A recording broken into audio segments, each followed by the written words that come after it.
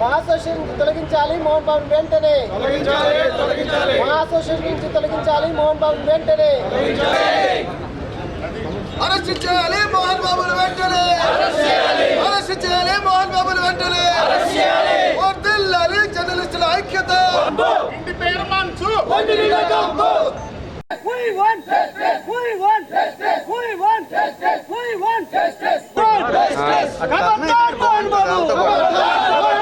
खबरदार मोहन बाबू. खबरदार मोहन बाबू. खबरदार. మోహన్ బాబు చర్యలను తీవ్రంగా ఖండిస్తున్నాం. ఒక జర్నలిస్టులని ఇంట్లో పని మనుషులని వేధిస్తుండు, బయట వాళ్ళని కొడుతుండు. ఆయన బుద్ధి మంచి లేదనేసి ప్రతి వారికి తెలుసు.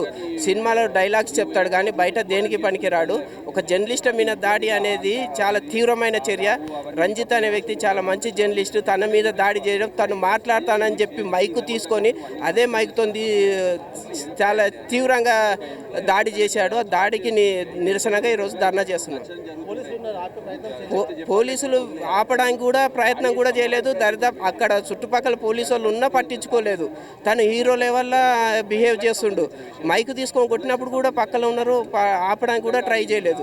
దీన్ని కూడా నిరసనగా వ్యక్తం చేస్తున్నాం. తను బౌన్సర్లని పని మనుషుల్ని అందరినీ కొట్టిస్తుంటాడు, అందరికి తెలిసిన విషయమే.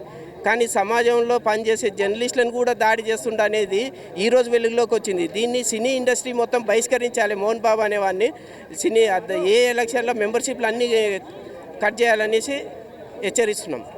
ఈ దాడి జరగడం అనేది ఒక దురదృష్టకర సంఘటన. అయితే ఈ విషయంలో మనకి యూనియన్లన్నీ ఐక్యంగా అయ్యాయి, అది మంచి పరిణామమే. కాకపోతే మీడియా మాత్రం దీన్ని స్పష్టంగా మనకు ఐక్యతగా ఉన్నట్టుగా కనపడలేదు.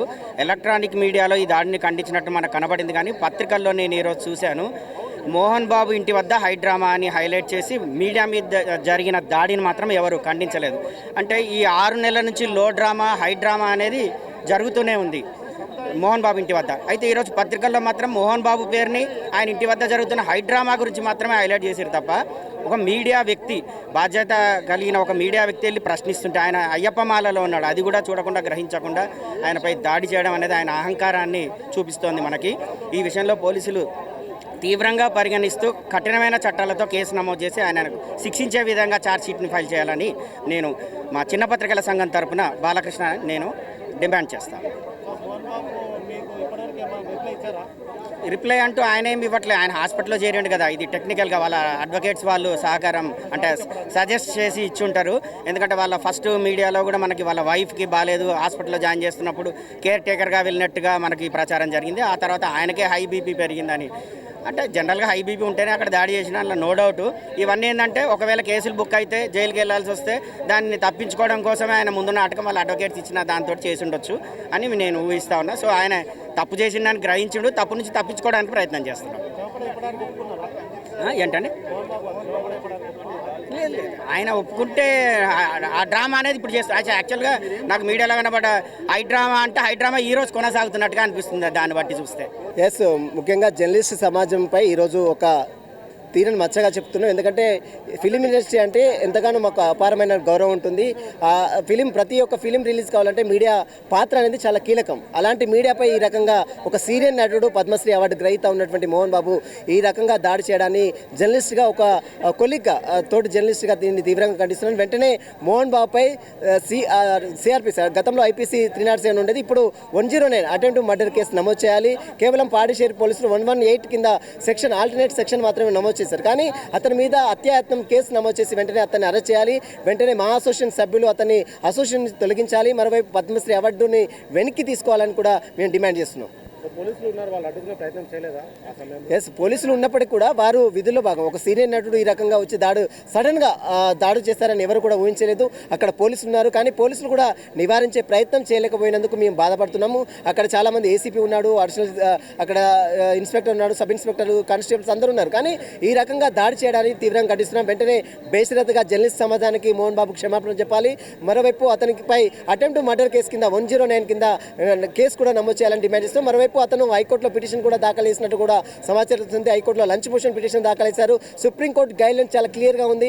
ఒక్క జర్నలిస్టుపై దాడి జరిగినా వారిపై అటెంప్ట్ మర్డర్ కేసు నమోదు చేయాలి, మరోవైపు కాంపెన్సేషన్ చెల్లించాలని ఇటీవల కాలంలోనే సుప్రీంకోర్టు చాలా క్లియర్ అయినటువంటి ఒక జడ్జిమెంట్ కూడా ఇచ్చింది. ఆ జడ్జిమెంట్ని భాగంగానే అతనిపై అటెంప్ట్ మర్డర్ కేసు సెక్షన్ 109 కింద అతనిపై నమోదు చేయాలి, వెంటనే అతన్ని అరెస్ట్ చేయాలి. ఒక డ్రామాకు తెరదీశాడు. ఈరోజు హాస్పిటల్లో ఉన్న తనకు ఆరోగ్యం బాగాలేదు, అతను కొట్టి మళ్ళీ అతనే ఏదో సామెత ఉంటుంది కూడా, మొగుడిని కొట్టి మొరమొర అన్నట్టు అతను జర్నలిస్టులపై దాడి చేసి మళ్ళీ అతను వెళ్ళి ఈ రకంగా హాస్పిటల్లో అడ్మిట్ అవడం, ఇదంతా కూడా పెద్ద హైడ్రామా. ఒక అయ్యప్ప మాల వేసుకున్నటువంటి ఆ స్వామిపై, ఒక జర్నలిస్టుపై ఈ రకంగా దాడి చేయడాన్ని తీవ్రంగా ఖండిస్తున్నాను.